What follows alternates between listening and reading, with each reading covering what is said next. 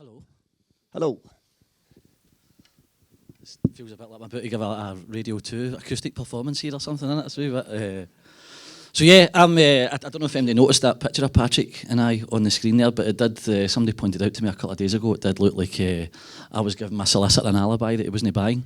I personally was more concerned with how bad I look in it, and the fact that with my solemn face, the thing he put in his face was frankly clearly taking the piss. He put that face on deliberately.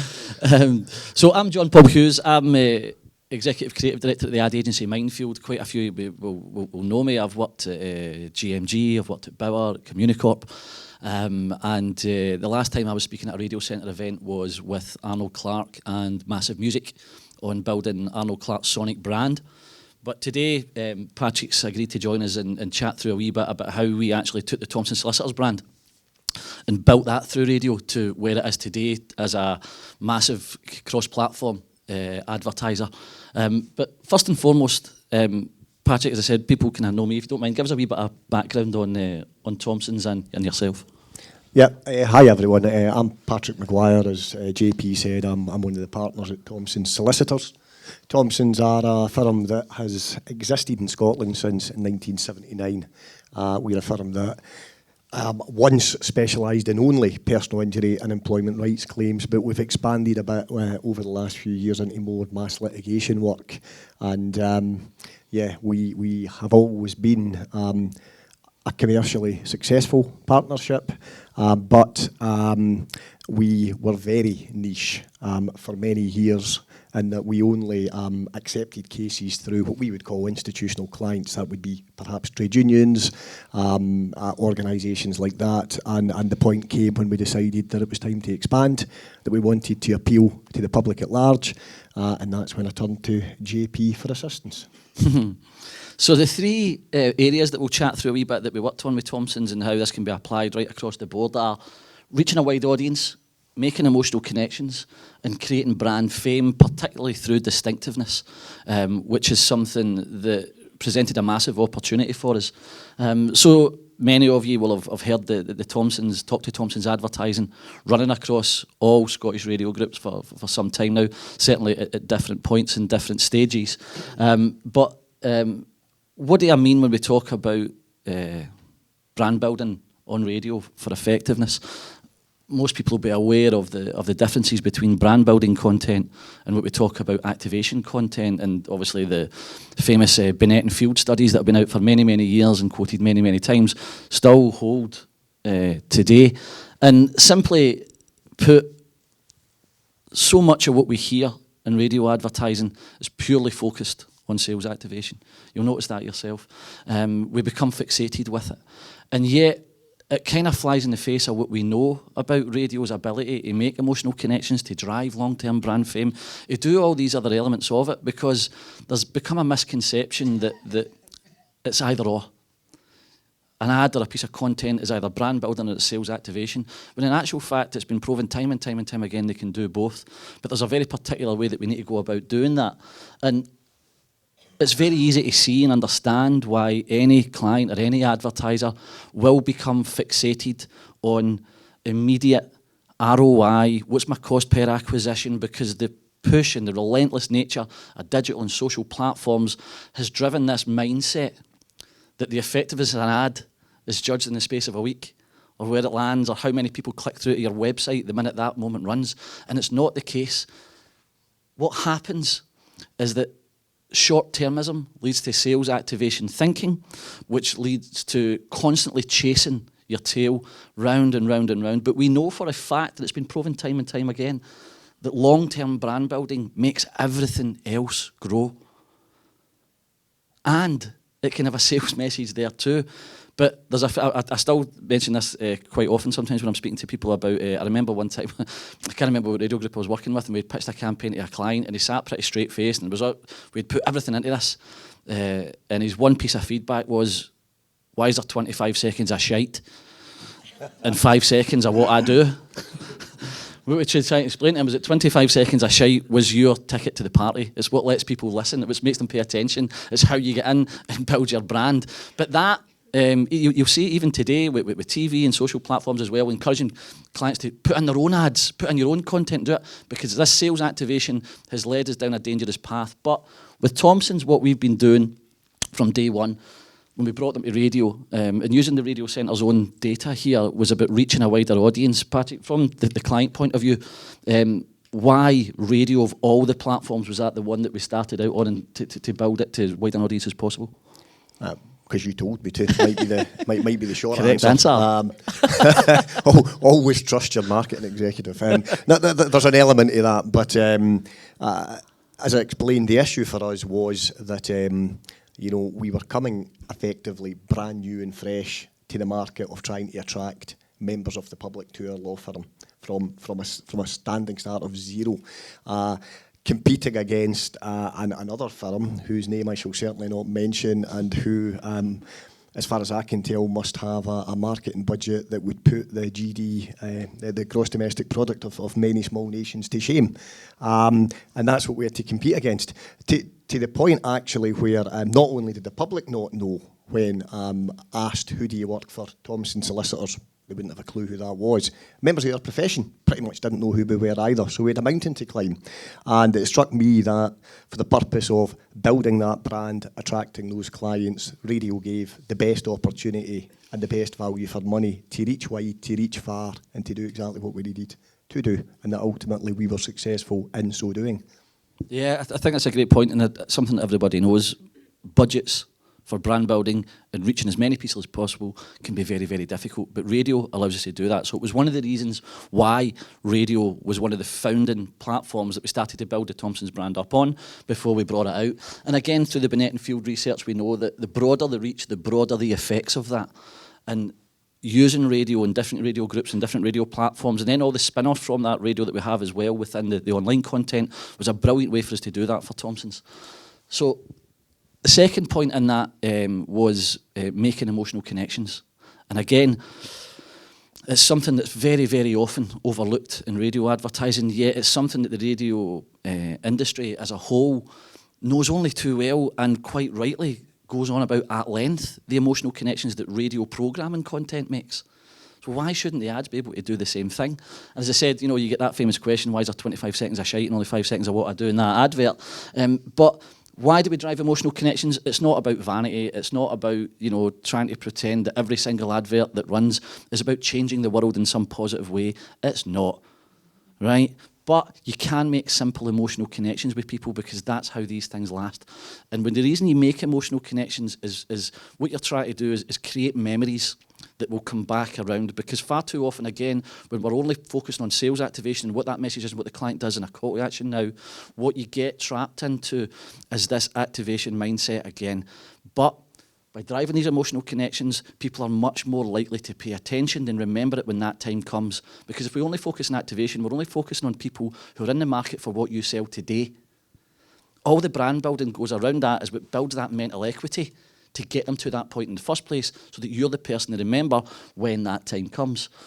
And how we did that with Thompsons, and this is where your brand comes into it and going beyond that, was really focusing not on what Thompsons do, but on what makes Thompsons different. Give us a wee bit of that, Patrick, if you don't mind. As I said, we are a personal injury firm. We are unique, I think it's fair to say, in the sense that I said we were formed in 1979, and that came about in very specific circumstances. It was not that a couple of lawyers got together and decided to set up a law firm. It was that the trade union movement in Scotland recognised that they did not have trade union lawyers to represent them, and they approached two well-kent lawyers in that field and said, please set up a law firm and we will provide you with our work, and please act for us. And that's been in our DNA since day one, and it will always be part of our DNA. And that's why, unlike other firms in this space who simply want to do the case, maximise their income, frankly, by taking the most that they can out of clients' damages. Yes, we pursue cases, we do so well, we do so successfully, but I and many of my partners also spend a lot of our time committed to law reform, to trying to make change, taking on the difficult cases that other firms simply won't. And yeah, we lose sometimes, and we lose big sometimes, but we also win. And we do that because it's frankly the right thing to do. And that will always be part of who we are. And that's what we've done through the radio advertising. So I'll play you a couple of ads here that do that. When we work in this brand pyramid with our clients, we always try to focus on that bit at the top. Your brand promise is about what you promise to deliver to your customers every single day. But the point of difference is what sets you apart. It's what makes the emotional connection and makes people think, well, actually, do you know what? If I do need a solicitor firm with a social conscience, or as someone once said to me at one point, aye, they're the good guy lawyers. That's what you're trying to achieve and try to get across. So there's a couple of really simple radio ads here that will hopefully help convey that. To all those injured because your boss doesn't care, those unlucky enough to be in the right, but in the wrong place and time, those who want to make a stand by taking one. We're here to help you take that stand by fighting for the compensation you deserve, so that things can change for you and those like you. Talk to Thompson's Personal Injury Solicitors. We'll change your world and maybe others too. Search talktothompsons.com. So by focusing on that change they're trying to make through society, we can still deliver what Thompsons do and why you should use them, but we make an emotional connection and they're doing it for a better reason than simply a cut of the commission when you've been hurt. Hi, I'm the lawyer looking after your personal injury claim. And I'm the lawyer representing the insurance company you're claiming against. We both work for the same law firm. I negotiate on your behalf. And I do it on the insurer's behalf. Which is great for us. Because either way, we win. Unlike some personal injury solicitors, Thompsons never represent insurance companies. So, for a solicitor whose only interest is your best interest,